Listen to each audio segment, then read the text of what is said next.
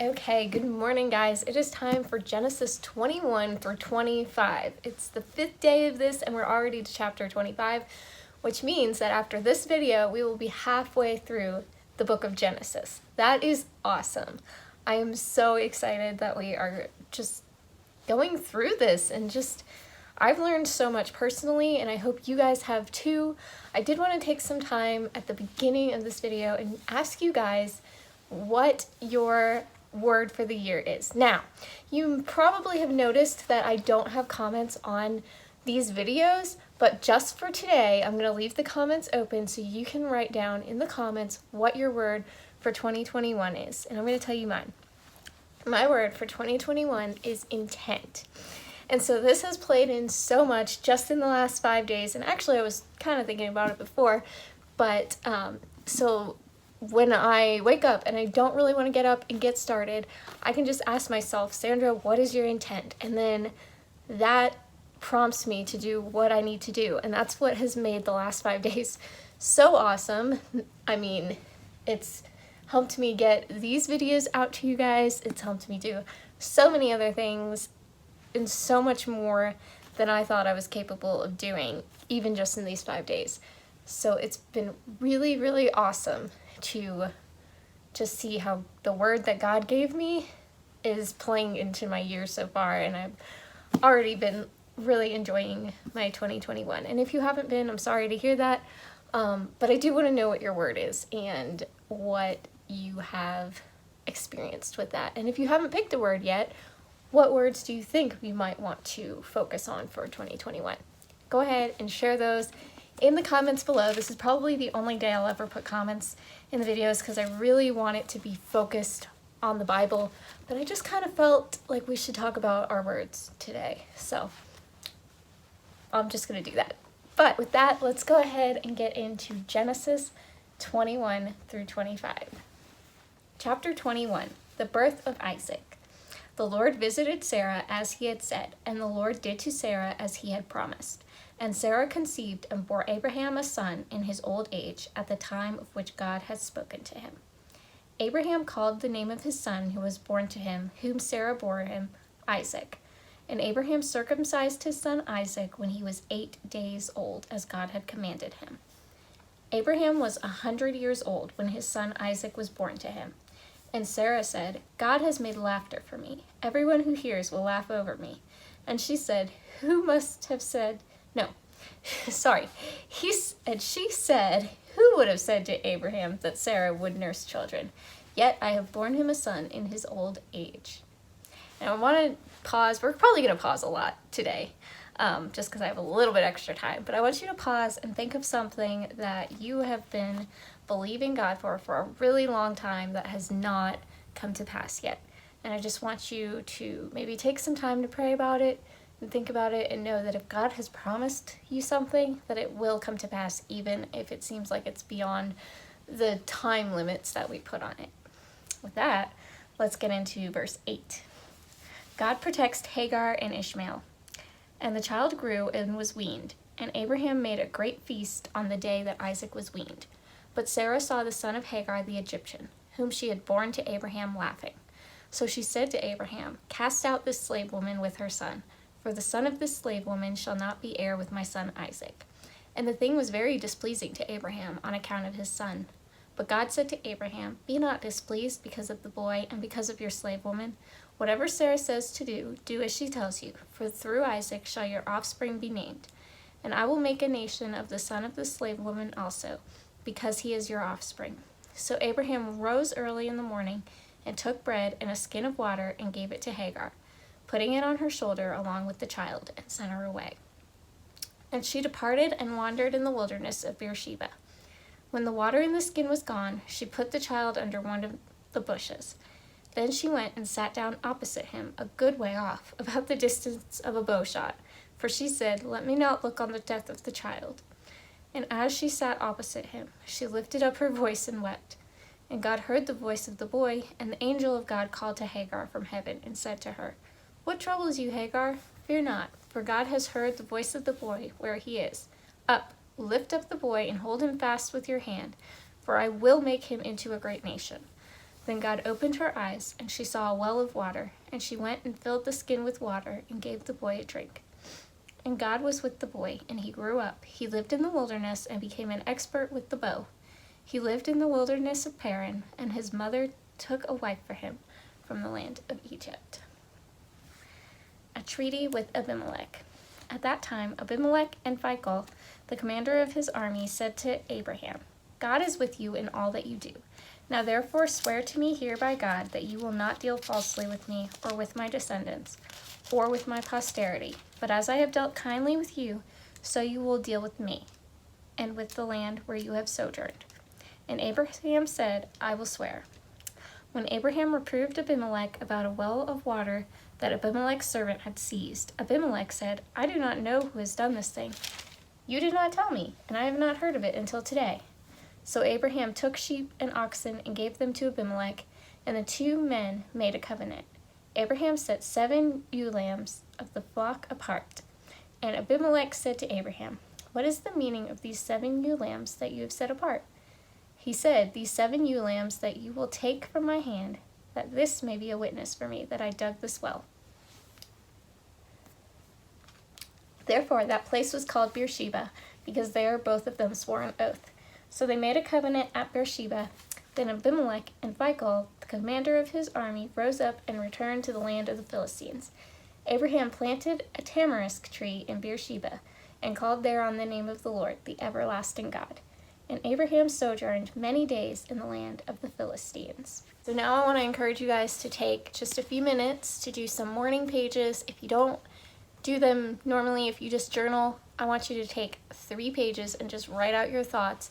Maybe focus it on whatever you're thinking about, or focus it on something that you believe God has promised you that you haven't seen yet, or maybe something that he promised you that you have seen yet, or that you've already seen. You know what I mean. Just take the time to write out 3 pages, and then we'll get back to chapter 22.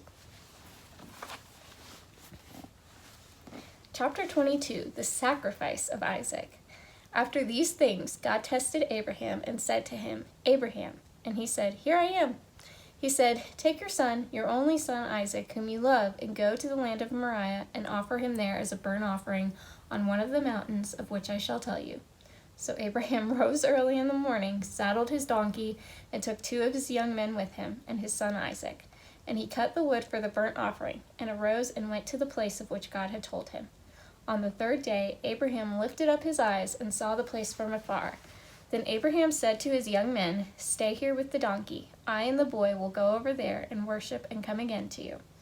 And Abraham took the wood of the burnt offering and laid it on Isaac his son, and he took it in his hand in the fire and the knife. So they went both of them together. And Isaac said to his father Abraham, My father. And he said, Here I am, my son. He said, Behold, the fire and the wood, but where is the lamb for a burnt offering? Abraham said, God will provide for himself the lamb for a burnt offering, my son. So they went both of them together. When they came to the place of which God had told him, Abraham built the altar there and laid the wood in order and bound Isaac his son and laid him on the altar on top of the wood. I just can't imagine how this actually went down. Very, very trusting for both of them. With Abraham trusting God and Isaac trusting his father. Very intense. But continuing with verse 10. Then Abraham reached out his hand and took the knife to slaughter his son. But the angel of the Lord called to him from heaven and said, Abraham, Abraham. And he said, Here I am. He said, Do not lay your hand on the boy or do anything to him, for now I know that you fear God, seeing you have not withheld your son, your only son, from me. That's interesting. They called him Abraham's only son, because he does have Ishmael. Interesting. And Abraham lifted up his eyes and looked, and behold, behind him was a ram caught in a thicket by his horns. And Abraham went and took the ram and offered it up as a burnt offering instead of his son. So Abraham called the name of that place, The Lord Will Provide. As it is said to this day, On the mount of the Lord it shall be provided. And the angel of the Lord called to Abraham a second time from heaven, and said, By myself I have sworn, declares the Lord, because you have done this and have not withheld your son, your only son, I will surely bless you, and I will surely multiply your offspring as the stars of heaven and as the sand that is on the seashore. And your offspring shall possess the gate of his enemies. And in your offspring shall all the nations of the earth be blessed, because you have obeyed my voice. So Abraham returned to his young men, and they arose and went together to Beersheba. And Abraham lived at Beersheba. Now after these things it was told to Abraham, Behold, Milcah has also borne children to your brother Nahor. Uz his firstborn, Buz his brother, Kemuel the father of Aram, Kesed, Hazo, Pildash, Jidlaph, and Bethuel. Bethuel fathered Rebekah. These 8 Milcah bore to Nahor, Abraham's brother. Moreover, his concubine, whose name was Reumah, bore Tebah, Gaham, Tahash, and Makkah. So with that, I want to encourage you guys to just think then about those things you just wrote a little while ago, and think about if there was ever a time where God told you to give those things up, and what did you do? I know there have been times where I've willingly given up the things that he had given me, and then there have been other times where I've not been so willing, and I just want to kind of encourage you guys to think about those times for yourself. And then we'll get into chapter 23. Chapter 23, Sarah's death and burial. Sarah lived 127 years. These were the years of the life of Sarah. And Sarah died at Kiriath Arba, that is Hebron, in the land of Canaan. And Abraham went in to mourn for Sarah and to weep for her. And Abraham rose up from before his dead and said to the Hittites, I am a sojourner and a foreigner among you. Give me property among you for a burying place, that I may bury my dead out of my sight. The Hittites answered Abraham, Hear us, my lord, you are a prince of God among us. Bury your dead in the choicest of our tombs. None of us will withhold from you his tomb to hinder you from burying your dead. Abraham rose and bowed to the Hittites, the people of the land, and he said to them, If you are willing that I should bury my dead out of my sight, hear me and entreat for me Ephron the son of Zohar, that he may give me the cave of Machpelah, which he owns. It is at the end of his field. For the full price let him give it to me in your presence as property for a burying place. Now Ephron was sitting among the Hittites, and Ephron the Hittite answered Abraham in the hearing of the Hittites, of all who went in at the gate of the city, No, my lord, hear me, I give you the field, and I give you the cave that is in it. In the sight of the sons of my people I give it to you. Bury your dead. Then Abraham bowed down before the people of the land, and he said to Ephron in the hearing of the people of the land, But if you will, hear me. I give the price of the field. Accept it from me, that I may bury my dead there. Ephron answered Abraham, My lord, listen to me. A piece of land worth 400 shekels of silver. What is that between you and me? Bury your dead. Abraham listened to Ephron, and Abraham weighed out for Ephron the silver that he had named in the hearing of the Hittites, 400 shekels of silver, according to the weights current among the merchants. So the field of Ephron in Machpelah, which was to the east of Mamre, the field with the cave that was in it, and all the trees that were in the field, throughout its whole area, was made over to Abraham as a possession in the presence of the Hittites, before all who went in at the gate of his city. After this, Abraham buried Sarah his wife in the cave of the field of Machpelah, east of Mamre, that is Hebron, in the land of Canaan.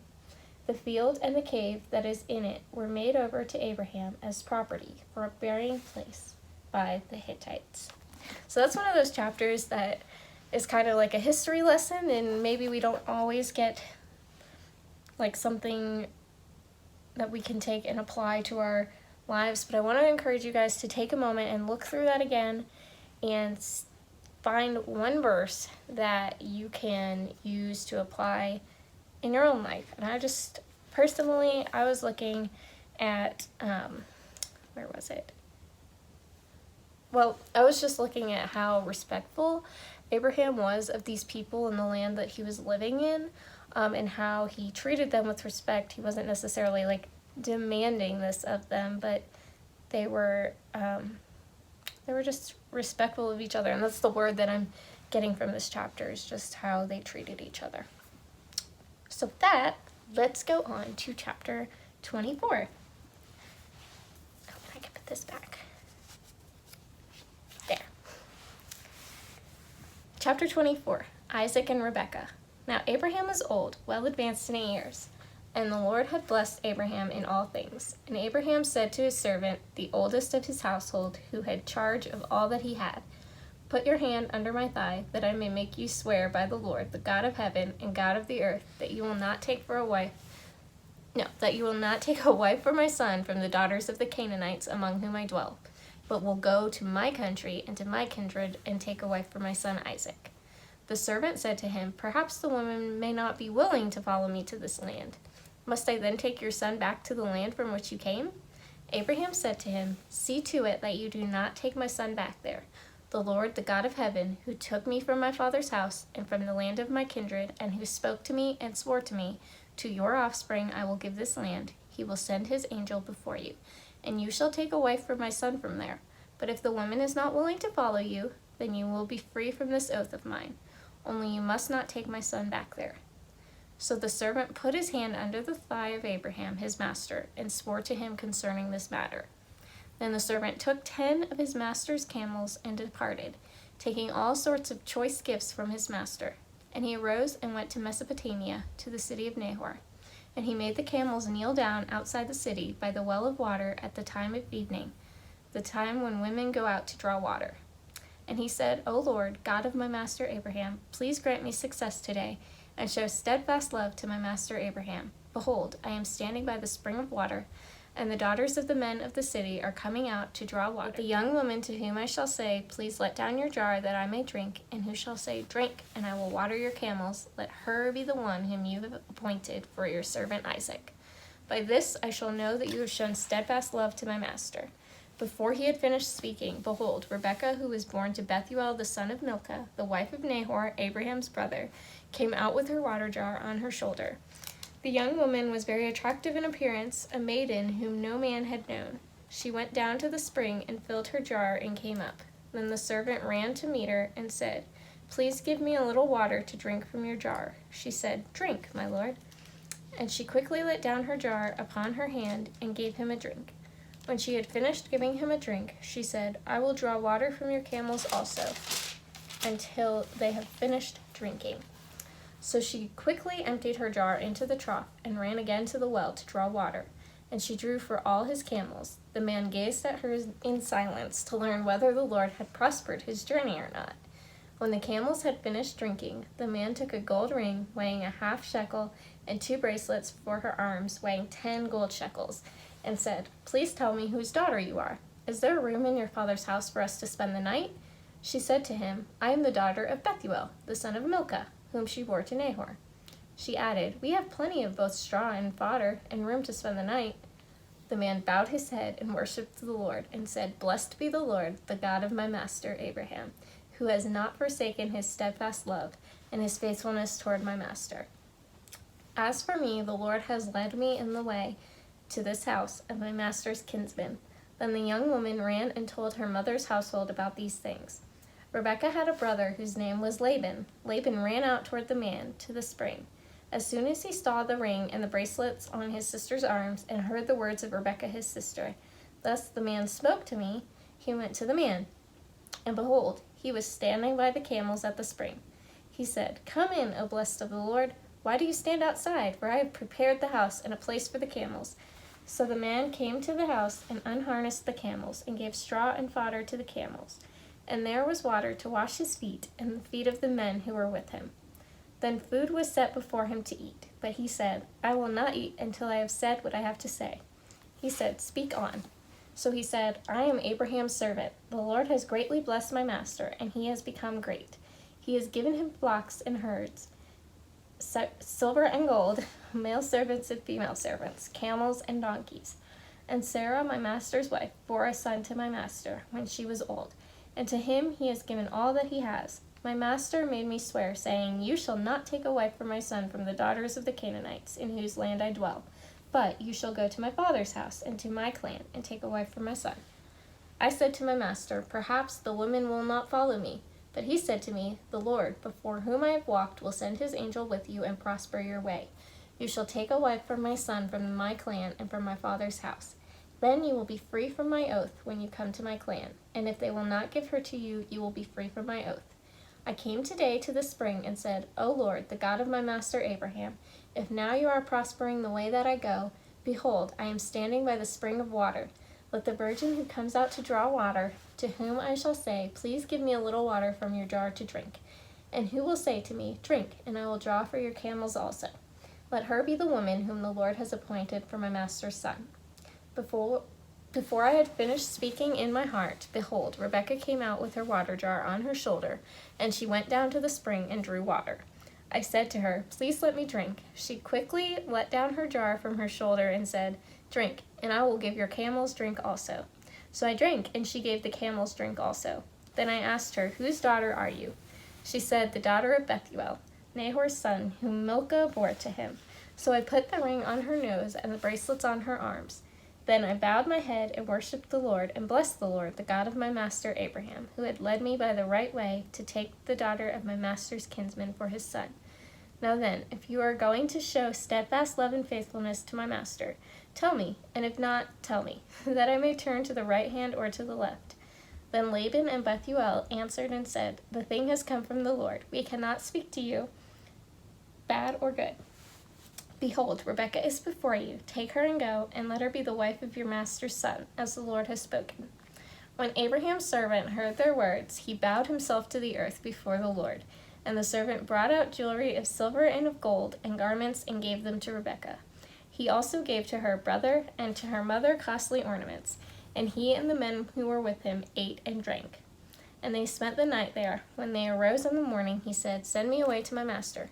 Her brother and her mother said, let the young woman remain with us a while, at least 10 days, after that she may go. But he said to them, do not delay me, since the Lord has prospered my way. Send me away, that I may go to my master. Then he said, let us call the young woman and ask her. And they called Rebekah and said to her, will you go with this man? She said, I will go. So they sent away Rebekah their sister and her nurse, and Abraham's servant and his men. And they blessed Rebekah and said to her, our sister, may you become thousands of 10,000s, and may your offspring possess the gate of those who hate him. Then Rebekah and her young woman arose on the camels and followed the man. Thus the servant took Rebekah and went his way. Now Isaac had returned from Beer-lahai-roi and was dwelling in the Negeb. And Isaac went out to meditate in the field toward evening. And he lifted up his eyes and saw, and behold, there were camels coming. And Rebekah lifted up her eyes, and when she saw Isaac, she dismounted from the camel, and said to the servant, who is that man walking in the field to meet us? The servant said, it is my master. So she took her veil and covered herself. And the servant told Isaac all the things that he had done. Then Isaac brought her into the tent of Sarah his mother, and took Rebekah, and she became his wife, and he loved her. So Isaac was comforted after his mother's death. I love that for two reasons. While I was reading this the whole time, I kept thinking, you never know what a day is going to bring and how it could possibly change your life forever. I mean, just think Rebekah was going about her daily life, and then she ends up leaving and getting married. Like, that's craziness, but it's so cool how God ordains stuff like that. Also, I got very thirsty reading this about them drinking water and needing water for their camels.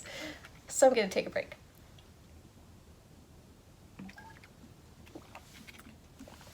What I do want to have you guys do at this point is stop the video for a second and listen to some worship music. I always recommend 3 songs. That's what I do, and I've been really enjoying it. And another thing that I've been doing is I'll take a snapshot or a screenshot of the songs that I listen to, and I post the music on my Instagram story, on my personal one. You guys don't see it, but on my personal story, and I've really been enjoying that. It's just very relaxing and a good way to encourage people, I think. I just enjoy it. So that's a fun idea you guys could try too. But let's go ahead and take a break for that, and then we'll get into chapter 25, the end of Abraham's life. Chapter 25, Abraham's death and his descendants. Abraham took another wife whose name was Keturah. She bore him Zimran, Jokshan, Medan, Midian, Ishbak, and Shua. Jokshan fathered Sheba and Dedan. The sons of Dedan were Asherim, Letushim, and Lumim. The sons of Midian were Ephah, Epher, Hanok, Abida, and Eldah. And all these were the children of Keturah. Abraham gave all he had to Isaac. But to the sons of his concubines Abraham gave gifts, and while he was still living, he sent them away from his son Isaac, eastward to the east country. These are the days of the years of Abraham's life, 175 years. Abraham breathed his last and died in a good old age, an old man and full of years, and was gathered to his people. Isaac and Ishmael, his sons, buried him in the cave of Machpelah, in the field of Ephron, the son of Zohar, the Hittite, east of Mamre, the field that Abraham purchased from the Hittites. There Abraham was buried with Sarah his wife. After the death of Abraham, God blessed Isaac his son, and Isaac settled at Beer-lahai-roi. These are the generations of Ishmael, Abraham's son, whom Hagar the Egyptian, Sarah's servant, bore to Abraham. These are the names of the sons of Ishmael, named in the order of their birth: Nebaioth, the firstborn of Ishmael, and Kedar, Adbeel, Mibsam, Mishma, Duma, Massa, Hadad, Tema, Jetur, Naphish, and Kedemah. These are the sons of Ishmael, and these are their names, by their villages and by their encampments, 12 princes according to their tribes. These are the years of the life of Ishmael, 137 years. He breathed his last and died, and was gathered to his people. They settled from Havilah to Shur, which is opposite Egypt in the direction of Assyria. He settled over against all his kinsmen. The birth of Esau and Jacob.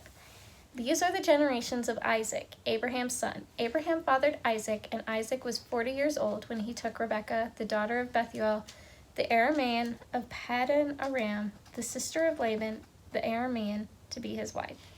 And Isaac prayed to the Lord for his wife, because she was barren. And the Lord granted his prayer, and Rebekah his wife conceived. The children struggled together within her, and she said, "If it is thus, why is this happening to me?" So she went to inquire of the Lord, and the Lord said to her, 2 nations are in your womb, and 2 peoples from within you shall be divided. The one shall be stronger than the other. The older shall serve the younger. When her days to give birth were completed, behold, there were twins in her womb. The first came out red, all his body like a hairy cloak, so they called his name Esau. Afterward, his brother came out with his hand holding Esau's heel, so his name was called Jacob. Isaac was 60 years old when she bore him. When the boys grew up, Esau was a skillful hunter, a man of the field, while Jacob was a quiet man, dwelling in tents. Isaac loved Esau because he ate of his game, but Rebekah loved Jacob.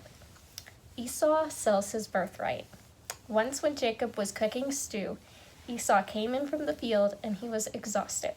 And Esau said to Jacob, "Let me eat some of that red stew, for I am exhausted." Therefore his name was called Edom. Jacob said, "Sell me your birthright now." Esau said, "I'm about to die. Of what use is a birthright to me?" Jacob said, "Swear to me now." So he swore to him and sold his birthright to Jacob. But Jacob gave Esau bread and lentil stew, and he ate and drank and rose and went his way. Thus Esau despised his birthright. Okay, so we went through a lot today. My goodness, a lot happened in these chapters. So we started with the birth of Isaac, and then we ended with Esau and Jacob, and Esau selling his birthright. So a lot has happened, and I think today was a really, really good day. As usual, I would encourage you guys to spend some time reflecting on what we read. Maybe go back and look at some of your favorite parts and what spoke to you the most. Again, please comment below and let me know what your word for the year 2021 is. This will probably be one of the only days that we have comments in the video, but I would like to know what you guys are focusing on this year. So with that, I'm going to go, and next time we will talk about Genesis 26 through 30. All right, I'll talk to you guys then. Bye.